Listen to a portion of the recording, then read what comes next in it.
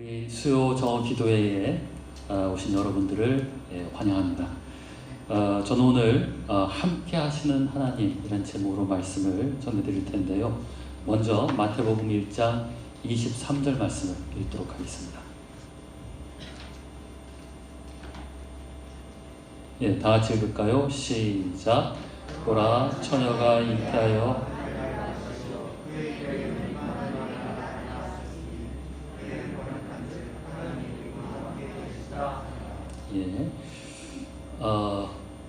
여러분들 뭐든 첫 번째는 중요하죠. 첫사랑, 첫 학교, 첫 직장, 뭐든지 이제 첫 번째는 의미심장합니다. 그래서 책도 제일 첫 장이 굉장히 중요하고요. 글을 쓸 때도 첫 문장이 상당히 의미심장합니다. 그래서 하나님이 주신 책의 첫 번째가 창세기입니다.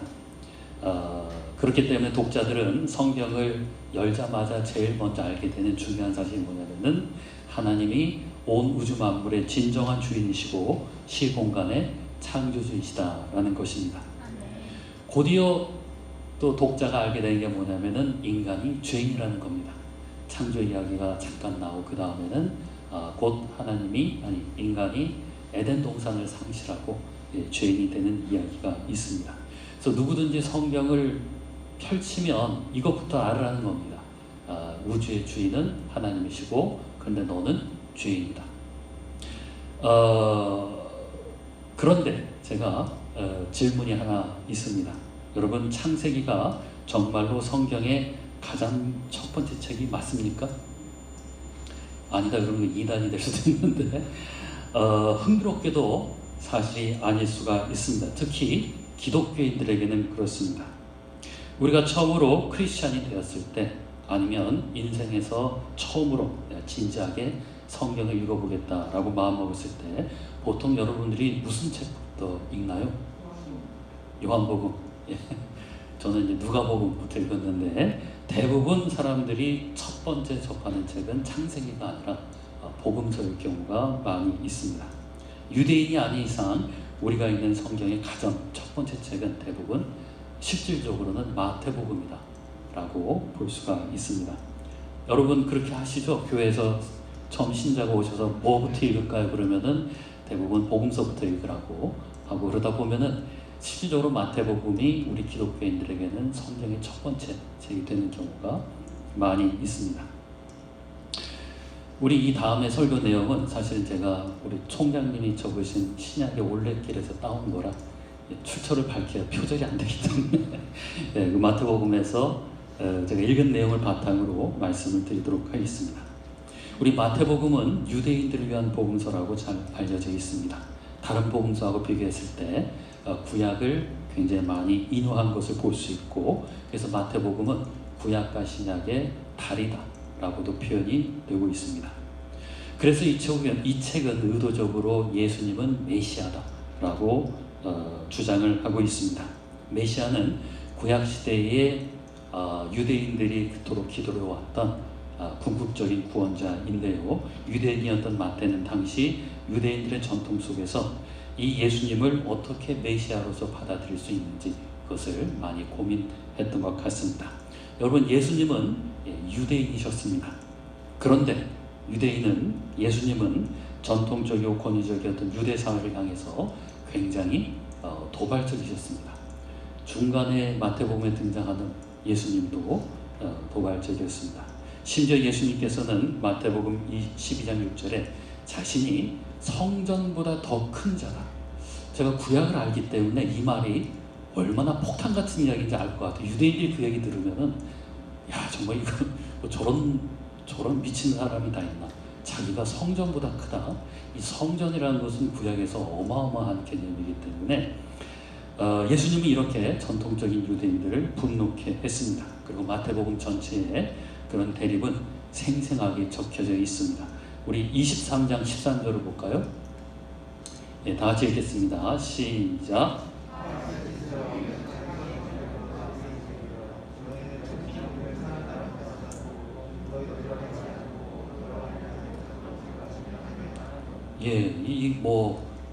전통 유대인이었던 서기관과 바리새인들이 들었다간 당장 예수님의 그냥 역사를 잡고 싶었다. 예, 너도 못 들어가고 다른 사람도 못 들어가게 한다. 최악의 평가죠. 이렇게 어떻게 보자면 반항적이었던 예수님의 후계자들이 결국은 유대주의를 떠난 것은 뜻밖의 일이 아니었습니다. 제일 처음에 그리스도인들은 사실은 혈통적으로나 종교적으로 유대인들이었습니다. 처음 믿었던 예수님 믿었던 사람들은. 그래서 그들은 자신들이 기독교인이지만 예수님을 믿었지만은 유대교 말고 다른 곳에 자신이 소속돼 있다고는 생각지 않았습니다. 그래서 처음에는 기독교인들이 예배를 유대인들 회당에서 유대인과 같이 하나님을 경배했었습니다.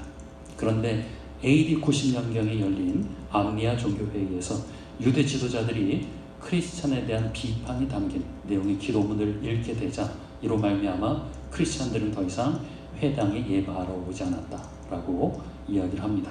역사가들은 이 사건이 기독교인들이 유대주의로부터 분리될 수 있었던 터닝 포인트였다라고 말을 합니다.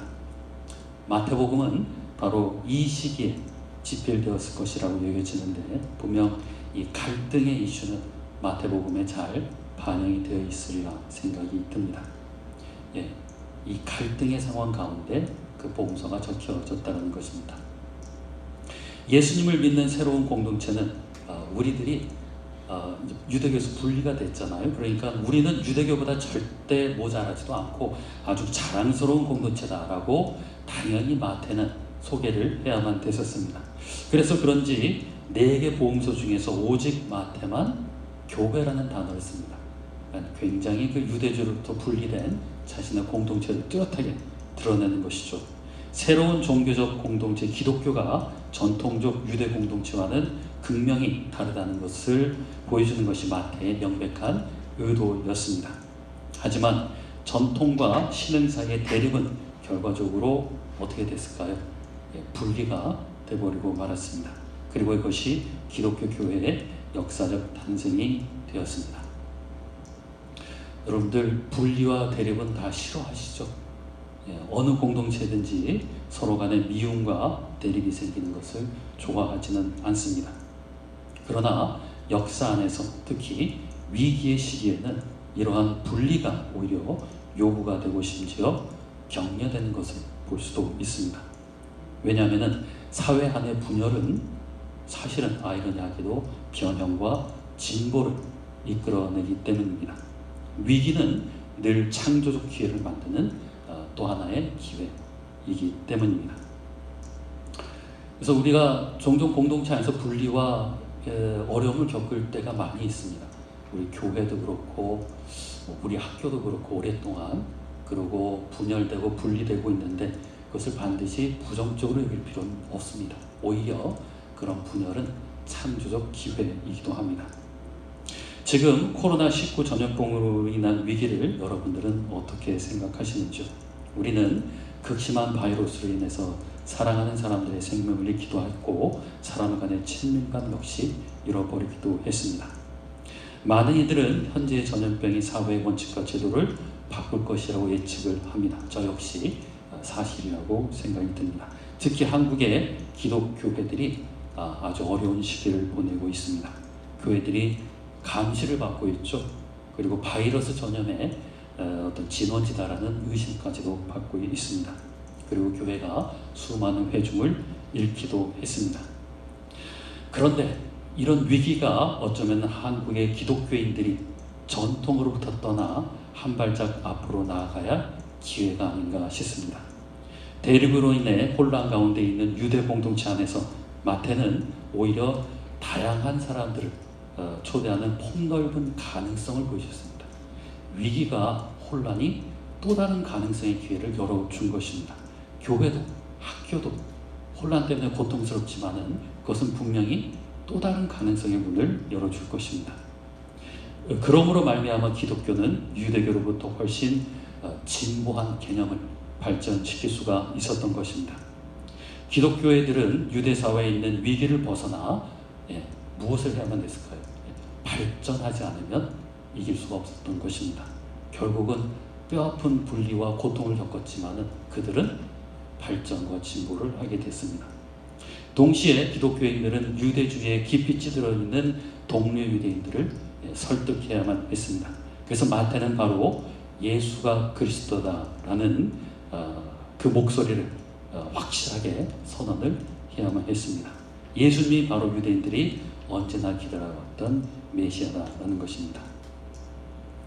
자, 그런데 한편 마태는 이런 위기의 상황 속에서 친족 유대인들에게 마태복음의 제일 처음 부분인 1장 1절부터 16절에 예수님의 족보를 소개하면서 어마어마한 충격을 주었습니다. 화합하려는 자세가 아닌 것처럼 보여요. 유대인들과 그런 위기 속에서 족보에 여자가 등장을 합니다. 이것은 흔치 않은 일인데요. 그 당시 유대 사회에서는 5명의 여자가 등장하고 그들은 이방인들이었습니다. 사실 고대 유대인의 세계에서는 있을 수 없는 일입니다. 게다가 그 여자들은 다말, 라합, 룻, 우리아의 아내 바세바였는데 구약에서 아주 문제가 가득했던 여자들이었습니다. 그러므로 마태는 메시아의 족보가 어떤 혈통이 아니라 믿음이 아니면 받아들일 수 없다라는 것을, 새로운 개념을, 진보된 개념을 소개했던 것입니다. 믿음이 없이는 이 족보를 받아들일 수가 없는 것입니다. 이것 또한 구약을 전공한 저한테는 충격이 아닐 수가 없습니다. 유대인들은 이거는 상상하지도 못할 개념이 마태복음을 통해서 소개가 된 것입니다. 이 족보는 예수님은 어떤 특정 민족에게만 나타나는 메시아가 아니라 다양한 민족, 계층, 성향을 포함하고 있는 모든 사람의 메시아라는 아주 새로운 개념을, 유대인들이 눈이 뒤집어질 그러한 개념을 선포하는 것이고 공동체에 폭탄을 던진 격이었습니다. 하지만 그래도 마태에게는 유대교 동족들이 하나님에 대한 이 새로운 이해를 받아들인 것이 가장 큰 원함이고 소원이었습니다. 그래서 그는 이렇게 말했습니다. 마태복음 24장 14절. 마태복음 24장 14절. 다 같이 읽겠습니다. 시작.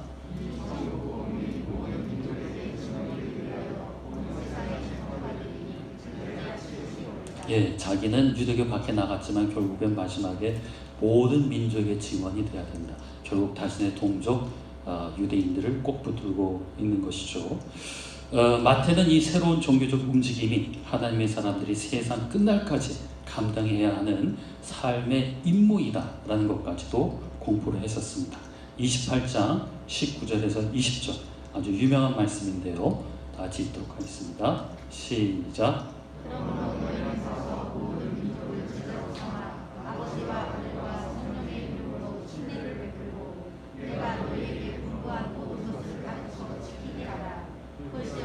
내가 세상 끝날까지 너희와 항상 함께 있으리라. 이 복음은 유대민족까지 다 복음이 전파되어야만 되고, 그리고 이것은 기독교인들의 삶의 인생 미션이다라는 것을 이야기하고 있습니다. 복음에 대한 마태의 신뢰는 이와 같이 굳건했습니다. 그리고 그는 자신의 동료 유대인들에게 자신과 같은 길을 걷자고 충격과 도전을 주었던 것입니다. 그런데 제가 한 가지 의심스러운 것은 마태는 정말로 모든 전통적 유대인들이 이 복음을 모두 받아야 될 것이라고 확신했을까요? 확신했을까? 제가 좀 그 당시에 글쎄, 아직도 어떻게 보자면은 마태의 꿈은 온전히 성취되지 않은 것으로 보입니다. 오히려 그의 도전적 메시지는 어떻게 되었습니까? 자신 동족으로부터 거절당했고 공동체의 충격만 강한 꼴이 되었습니다. 하지만 먼 시간이 흘러 결과적으로 보면 이런 충격으로 발전한 기독교가 유대교로부터 분리된 이후에 지금까지 2000년 동안 온 세계와 역사를 흔들고 있습니다. 결국 아픈 분리고 혼돈의 고통이었지만 결과적으로는 그것은 발전과 진보였다. 이렇게 이야기할 수가 있습니다. 어쩌면 마태의 동료 유대인들을 향한 갈망은 실패했다고 볼 수가 있습니다. 하지만 실패와 상관없이 그 열망의 결과는 역사를 만들어냈습니다. 자, 그래서 마태는 굉장히 마음이 복잡했을 것 같아요. 뜨거운 복음의 확신이 있는데 우리 동족을 어떻게 하지? 내가 이 말을 하면 사회가 아주 난리가 날 텐데 어떻게 할까? 이 말을 던져서 난리를 피우는 것이 좋을까? 분리되면 어떡하지? 분리돼도 좀 괜찮은 것일까? 이러한 어떤 혼돈이 있었을 텐데, 그런데 마태가 그 가운데서 한 가지 아주 그냥 절대적으로 붙들고 있는 확신하는 것이 있었습니다. 바로 그것은 역사를 진행하고 주관하시는 분이 다른 누구도 아닌 바로 하나님이라는 것입니다. 그래서 마태는 그의 복음서에 하나님이 우리와 함께 하신다, 임마누엘, 하나님이 우리와 함께 하신다라는 유대교의 전통적인 모토를 아주 의미심장하게 응용하고 있습니다.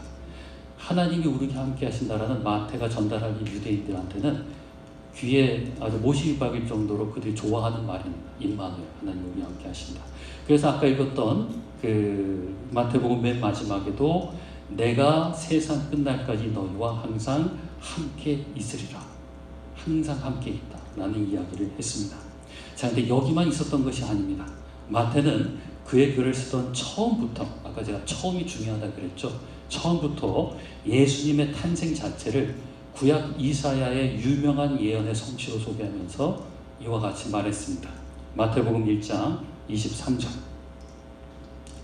다 같이 읽겠습니다. 시작.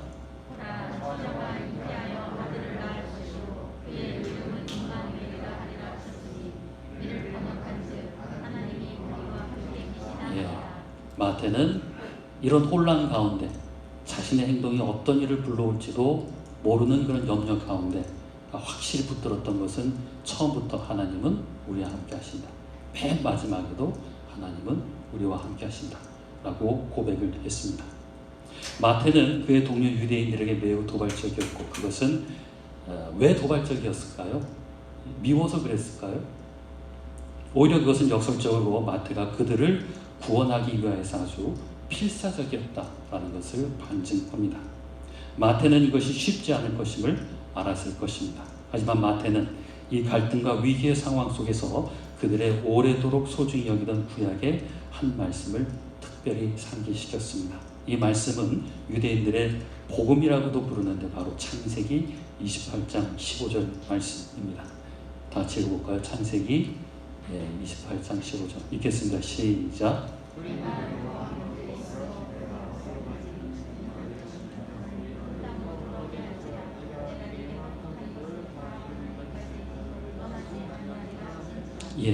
창세기 28장은 야곱이 도망가다가 하늘을 바라보고 자다가 나타난 하나님을 통해서 들었던 이야기입니다. 집을 떠나 방랑하기에 앞서서 야곱이 들었던 이 말씀, 너가 어디이든지 내가 항상 함께 하겠다. 이 말은 2000년 동안 나라를 헤맸던 유대인, 그리고 나라를 잃고 바벨론의 포로로 잡혀갔던 유대인들에게는 복음과 같은 말씀이었다고 합니다. 우리가 어디로 가든지, 바벨론에 잡혀가든지, 나중에 유대인들이 그 아우슈비츠 그런데 끌려가든지 하나님은 항상 함께하겠다. 유대인들에게는 이 임마누엘이라는 말이 얼마나 중요한지 모릅니다.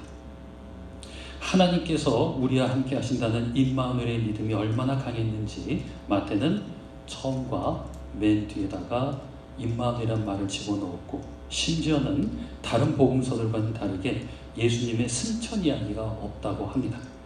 다른 복음서는 예수님이 십자가에 돌아가시고 나서 하늘로 가셨죠. 근데 마태는 의도적으로 그것을 뺀 것으로 보입니다. 승천 이야기 자리에 마태는 예수님께서 언제나 우리와 함께 하신다라는 말씀으로 대체를 했습니다. 예수님의 죽음 이후에 행방이 어디 있는지, 그렇죠. 예수님이 승천해서 어디 계실까라고 궁금할 때 복음서는 하늘에 있다라고 얘기했지만 마태는 그 말을 빼버리고 예수님께서는 다른 어느 곳이 아닌 우리와 함께 하신다라는 선언을 했던 것입니다. 예상치 못하게 현재 코로나 바이러스는 특별히 한국 교회를 포함하여 사회의 많은 부분에 혼란을 야기하고 있습니다. 저희 학교도 마찬가지죠. 우리 학교뿐만이 아니라 전국의 대학이 혼란을 맞이했습니다. 이 시기는 미래의 교회에게 그리고 학교에게 아주 큰 영향을 미칠 수 있는 중요한 시기입니다. 이것이 분열을 만들든지 결속을 만들든지 간에 저는 이것이 한국 기독교의 변화와 진보의 새로운 역사를 만들 것이라고 확신합니다. 학교도 마찬가지라고 생각합니다. 한 학기에 좀 이상한 일을 겪었는데 결국은 이것이 우리로 하여금 더 진보할 수 있는 기회를 만들리라고 생각이 듭니다. 왜냐하면 마태가 자기 시대의 위기 속에서 확신했던 것처럼 저 또한 확신하는 것이 있기 때문입니다. 바로 하나님이 지금 우리와 함께 계시고 앞으로도 항상 우리와 함께 하실 것이라는 확신입니다. 현재의 위기는 한국교회 기독교 전통 속에서 무엇이 제거되어야 하고 무엇이 남아있어야 하는지를 명확하게 할 것입니다.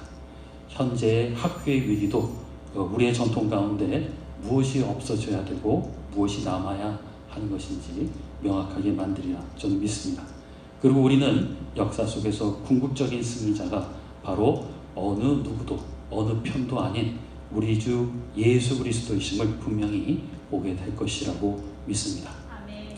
코로나와 분열과 갈등의 시기를 지나는 지금 한국의 교회 그리고 많은 학교들이 많은 시대가 흘러서는 되돌이켜보면서 이렇게 얘기를 할 것이라고 확신합니다.